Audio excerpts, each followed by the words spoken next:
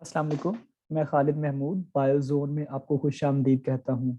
आज का हमारा जो टॉपिक है वो पेलियोंटोलॉजी का थ्योरी का टॉपिक है। और इस टॉपिक में हम सीखेंगे कि रॉक्स डेटिंग कैसे करते हैं, जियोक्रोनोलॉजी क्या है, यानी अगर आपके सामने रॉक है तो आप उसकी एज कैसे मालूम कर सकते हैं। सबसे पहले आप चैनल को लाइक सब्सक्राइब कर लें और वीडियो को अपने दोस्तों के साथ ज़रूर शेयर करें और कमेंट भी कर सकते हैं आप। सबसे पहले हम देखेंगे जियोक्रोनोलॉजी।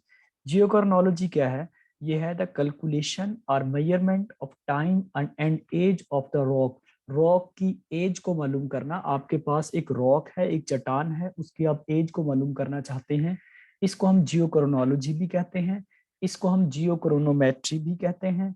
और इसको हम, ये टाइप है हिस्टोरिकल जियोलॉजी की। इसमें हम सबसे पहले देखेंगे कि the age of rock can be calculated with minerals और fossils by considering the rate of erosion, mountain building, dissolution of salts in ocean and other geological phenomena that occur at relatively constant rate। चार method हम इस्तेमाल करते हैं इसमें। सबसे पहला है रेट ऑफ सेडिमेंटेशन, दूसरा है रेडियोमेट्रिक मेथड, और तीसरा है फिशन ट्रैक डेटिंग, और चौथा है पेलियोमैग्नेटिज्म।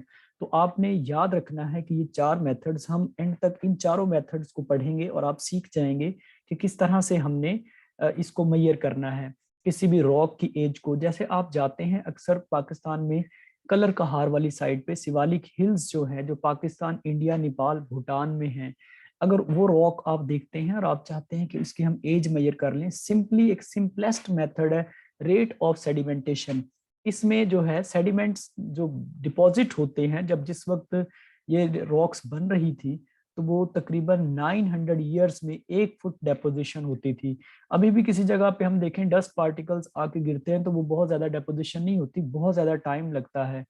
तो इस तरह अगर हमें हमारे पास एक रॉक है और उसमें हम कैलकुलेट करना चाहते हैं कि कितनी डेपोजिशन हुई, फॉर एग्जांपल 2 फुट डेपोजिशन है, तो हम कहेंगे उसमें 1800 ईयर्स लगे हैं। Calculating the thickness of stratum, stratum कहते हैं उस लेयर को जो लेयर बनी हुई है उस रॉक में।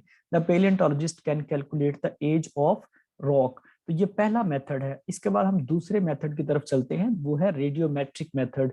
आप जरा वीडियो के साथ जुड़े रहिएगा ताकि आपको टॉपिक एंड तक समझ आ जाए। Determination rocks age by radioactive elements, radioactive elements के जरिए भी हम मेजर कर सकते हैं।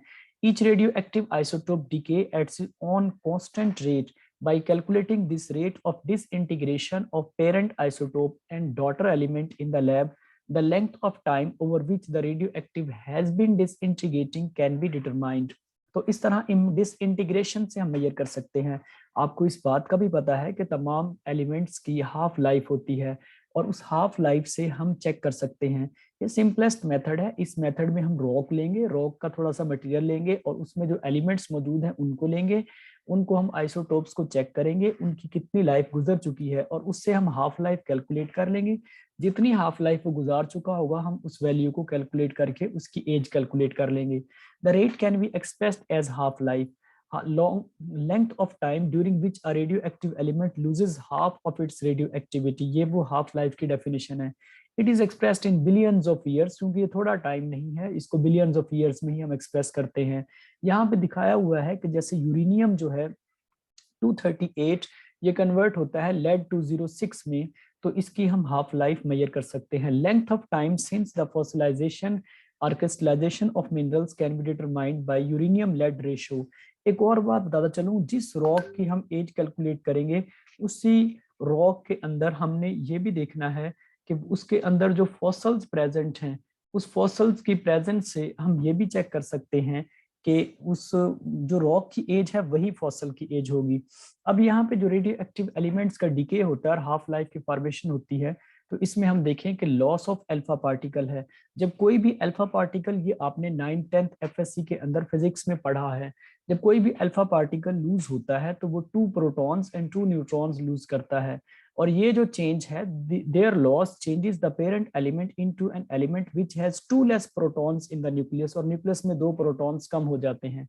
अगर लॉस ऑफ बीटा पार्टिकल होता है, beta particles have negative charge and no mass, they convert a proton into they convert a neutron into proton, so parent element changes into element which has one more proton। इसी तरह एक और चीज है that is addition of beta particles. जो beta particles की addition होगी तो this converts a proton into a neutron, this results in one less proton in the element. अब हम देखते हैं तीसरा जो मेथड है that is fission track dating. Fission track जो होता है, ये फिशन हम कहते हैं किसी चीज का टूटना है, ट्रैक वो रास्ता है। अक्सर ऐसे होता है एलिमेंट्स जब टूटते हैं तो, या जो रेडियो एक्टिव एलिमेंट्स हैं उनके टूटने से उन रॉक्स के ऊपर छोटे छोटे निशान बन जाते हैं जो माइक्रोस्कोपिक होते हैं, जिनको हम चेक कर लेते हैं। अगर एक सैंड पार्टिकल है, ग्रेन है, तो उसको लेकर हम माइक्रोस्कोपिकली उसका एग्जामिन करें कि उसके ऊपर कितने ट्रैक्स बने हुए हैं, तो उससे भी हम रॉक की एज का अंदाजा लगा सकते हैं। Rock dating by accounting number of fission tracks utilise the number of tracks produced by spontaneous fission of uranium 238 present in the mineral. The uranium 238 releases subatomic particles which make tracks on the rock.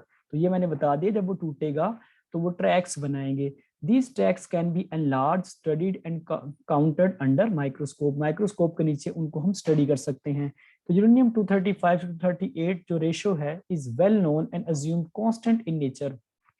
इस तरह हम उन tracks को calculate करके हम इसको calculate कर सकते हैं कि कितनी उस रॉक की एज होगी। तो आखिरी जो मेथड है, fourth method, that is palaeomagnetism. Palaeomagnetism जो है, इसमें हम मैग्नेटिक इफेक्ट से रॉक की एज को मेजर करते हैं। The magnetic axis wobbles around the earth rotation axis. तो अर्थ में मैग्नेटिक फील्ड है जगह जगह पे, जो क्या करता है, वो वोबल कर रहा है, घूम रहा है किसके गिर्द, अर्थ के एक्सिस के गिर्द। 2500 से 8000 ईयर्स के अंदर वो एक लूप कंप्लीट करता है। When average over 10,000 years or more, the direction of magnetic field coincide with the true north pole या paleomagnetic pole। तो ये 10,000 साल के टाइम के बाद ऐसा होता है कि वो मैग्नेटिक फील्ड के साथ, पेलियोमैग्नेटिक पोल के साथ कोइंसाइड करता है। जो पेलियोमैग्नेटिज्म है, magnetism in rocks is produce from the earth magnetic field during the formation of rocks. जब रॉक्स बनती हैं तो उस वक्त मैग्नेटिज्म होता है, क्योंकि अर्थ का अपना मैग्नेटिक फील्ड है। The igneous and sedimentary rocks have magnetic particles, इनमें मैग्नेटिक पार्टिकल्स हैं। The polarity of earth magnetic field is preserved in rocks. The study of fossil magnetism indicated the lower position of the Earth magnetic field at various geological times. It also indicates periodic reversal of Earth magnetic field. तो हम यहाँ से check कर सकते हैं कि north pole south pole बन जाता है और साउथ पोल नॉर्थ पोल बन जाता है। कितनी दफा रिवर्सल हुई periodically, उसको हम चेक कर सकते हैं उन पार्टिकल्स के जरिए। This information is important for establishing the locomotion of lithospheric plate over the surface of Earth. It provides direction and intensity for former Earth magnetic field. तो जो पेलियोमैग्नेटिज्म है, ये हमें ये बता रहा होता है कि किस तरह से हम एज को मेजर कर सकते हैं। इसमें अर्थ की रोटेशन है, अर्थ का मैग्नेटिक फील्ड का चेंज होना है। जब अर्थ का मैग्नेटिक फील्ड चेंज होता है तो उससे हम इजीली जो है हम देख सकते हैं कितनी दफा नॉर्थ पोल साउथ पोल में, साउथ नॉर्थ में चेंज हुआ है। उसकी वजह से हम क्या कर सकते हैं, एज मालूम कर सकते हैं। लेकिन ये थोड़ा डिफिकल्ट मेथड है। Suppose we are able to measure paleomagnetic direction in succession of lava flow. हम लावा फ्लो को देख करके वो किस तरफ मूव कर रहा है, तो हम ए पेलियोमैग्नेटिक डायरेक्शन देख सकते हैं। Each lava flow cool down in a few years and recorded in the magnetic field of the time. Each lava flow can be dated, उसको हम लावा फ्लो को हम मेजर कर सकते हैं। One can reconstruct the history of palaeomagnetic directions. तो ये आपका आज का टॉपिक है, इसको आप अच्छे तरीके से लर्न कर लें। मिलते हैं आपसे नेक्स्ट लेक्चर में। अल्लाह हाफिज।